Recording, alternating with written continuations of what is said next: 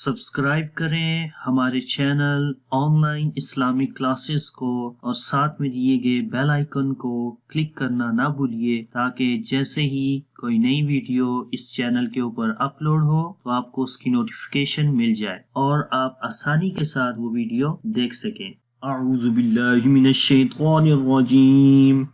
बिस्मिल्लाहिर रहमानिर रहीम। अस्सलामु अलैकुम वरहमतुल्लाहि वबरकातुहू।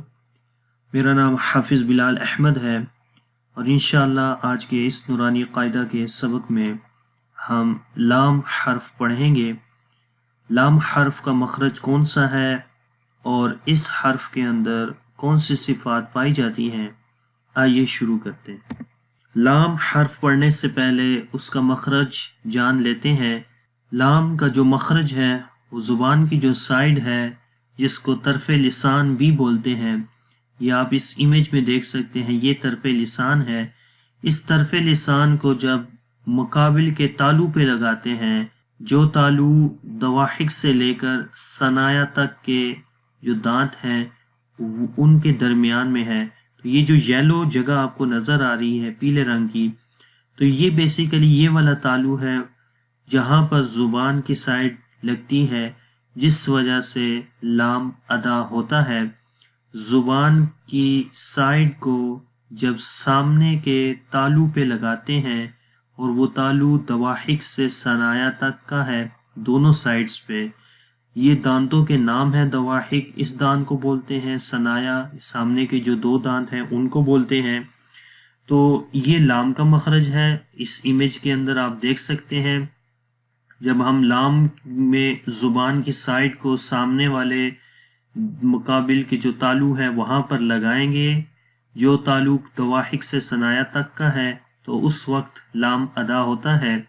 और इस लेफ़्ट साइड इमेज में भी आप देखें, ये ज़ुबान की जो साइड है वो सामने तालु पे लग रही है। तो अब पढ़ते हैं इसको, लाम लाम लाम। ये तो लाम का मखरज था। अब इसकी मिसालें पढ़ते हैं ज़बर ज़ेर पेश के साथ। लाम ज़बर ला, लाम ज़ेर ली, लाम पेश लू। बगैर जोड़ के पढ़ेंगे, ला ली लू। अब इस हर्फ के अंदर जो सिफ़ात हैं उनको पढ़ते हैं।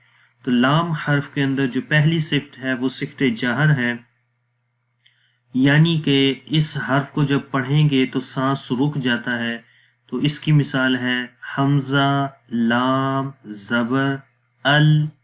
तो जब हम अल करते हैं तो सांस रुक जाता है। और दूसरी सिफ्त है तवस्सुत, कि जिसमें ना तो आवाज़ पूरी तौर पर मखरज में बंद होती है और ना ही आवाज़ पूरी तौर पर मखरज में जारी होती है। तो ये तवस्सुत यानी कि दरमियानी पोजीशन रहती है।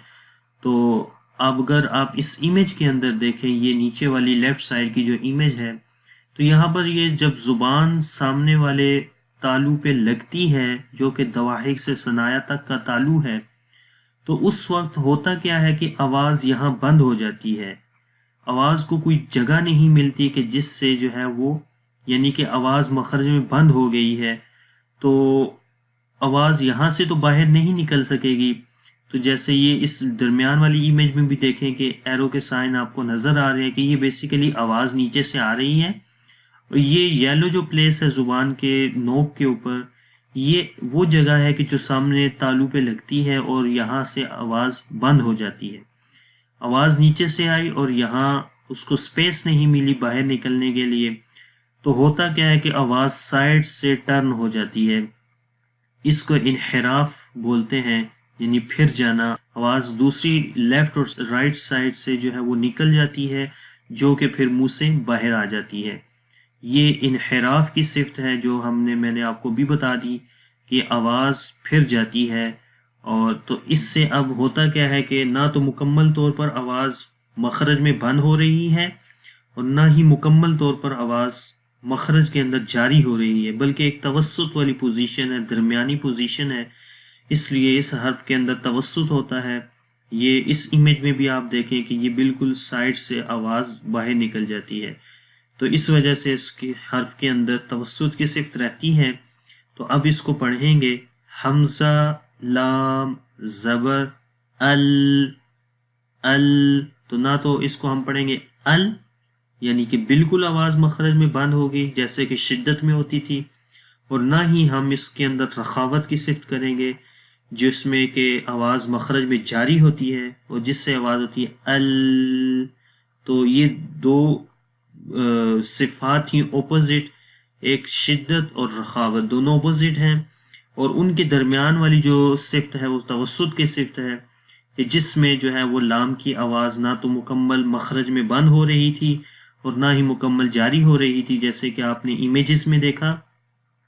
تو ہو کیا رہا ہے، اب اس حرف کے اندر توسط ہو رہا ہے، اس کو درمیانی آواز میں پڑھیں گے ال۔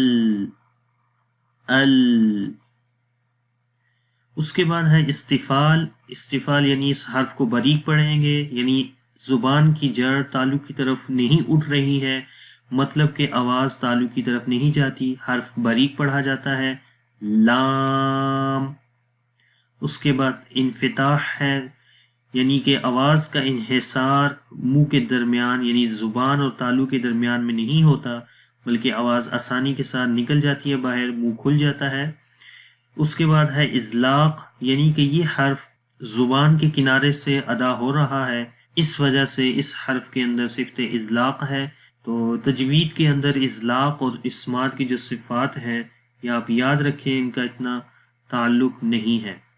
اس کے بعد لاسٹ میں ہے صفت انحراف، جو کہ میں پہلے بھی بتا چکا ہوں، لام حرف کے اندر صفت انحراف ہوتی ہے، یعنی کہ آواز جو ہے وہ نیچے سے جب آتی ہے تو اس کو آگے کوئی سپیس نہیں ملتی اور سائڈ سے آواز پھر نکل جاتی ہے، پھر جاتی ہے، تو انحراف کا مطلب ہوتا ہے پھرنا۔